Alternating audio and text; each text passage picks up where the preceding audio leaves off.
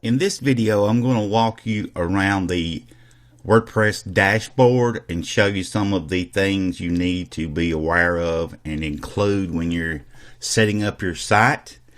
Most websites using WordPress, the dashboard can be found at whatever the site domain name is /wp-admin. Now, that's probably not a good idea, because if you have a very popular site, then this is going to make it very easy for hackers to break into your site, maybe change some stuff or do some damage to your site, or even lock you out. Or I've heard horror stories about all kinds of things they can do, even remove your site completely.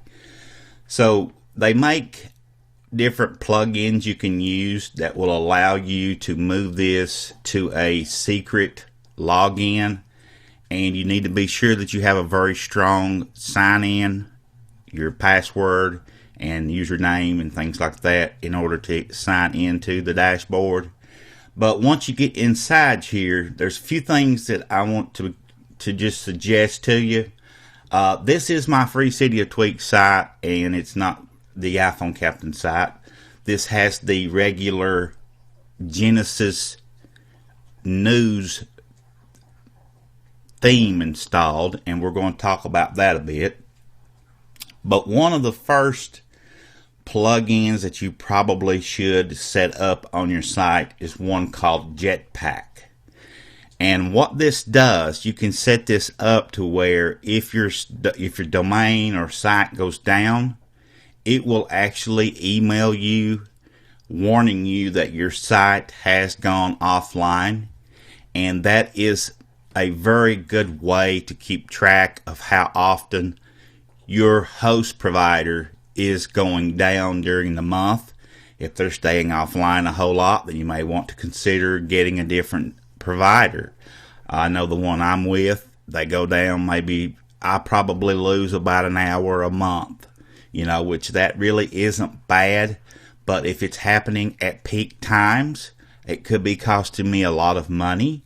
So what I tend to do is, once it goes down, then I have a cloud service that picks up and carries me until my actual host provider comes back online. But that costs extra, and I don't have it for Free City of Tweaks. I only have it on iPhone Captain.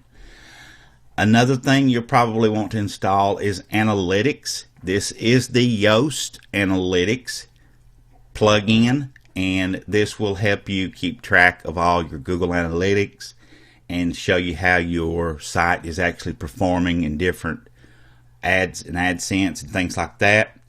Of course, this is where you add your post. You add a new post right here. Let's click Add New. So if someone didn't really understand how to add a post, you would just fill your title out right here.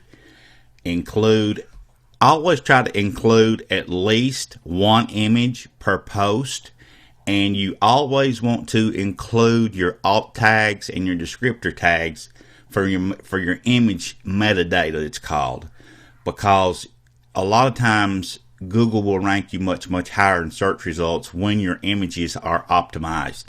That's one thing you definitely want to do. It's something that's easily done, is just include your metadata for your images. And you might be wondering what that is. So if I go in here, I'm going to just select this image right here, and you see right here is the title and the alt text. Those are the two things that you definitely want to include when you are inserting a particular image. So if I choose insert into post, now it'll put that in there, and you see we're in the visual side of the editor. If we were in the text side, you wouldn't see the image, you would just see your coding for it. But if you wanted to see the actual size and how it was going to look, you see it's centered and everything, but it makes it a little bit harder to put your post in. And then here you would probably in most cases put your text under here, and you want to include at least 300 to 500 words. That's what Google is wanting everybody to do. And here is the WordPress SEO plugin by Yoast.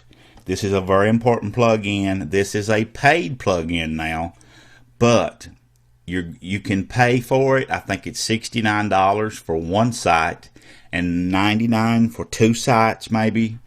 You definitely want to include this plugin, guys.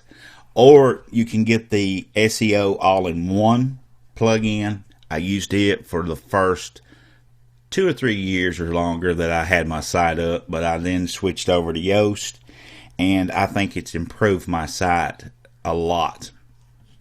Over here is your categories.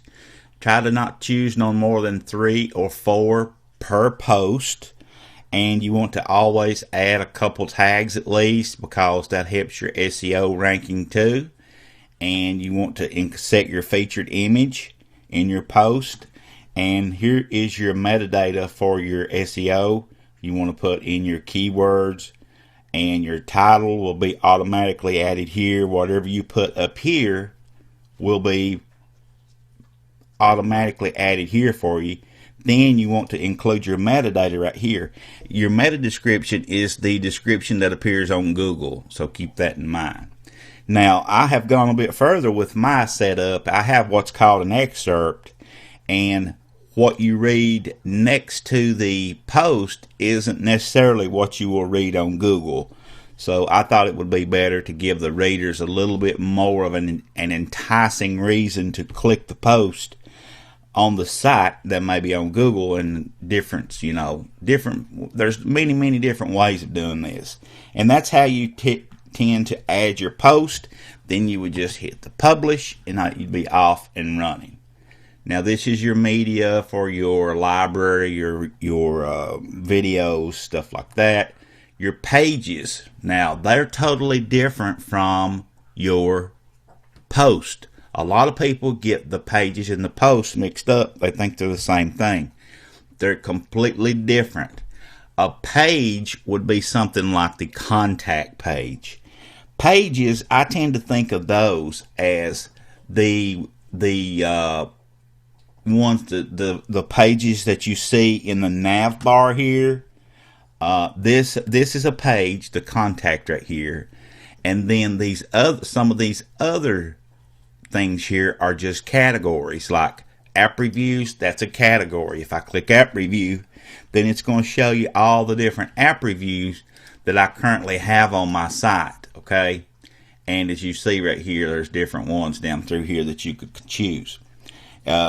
And this is just part of the SEO, the WordPress dashboard up here that you see.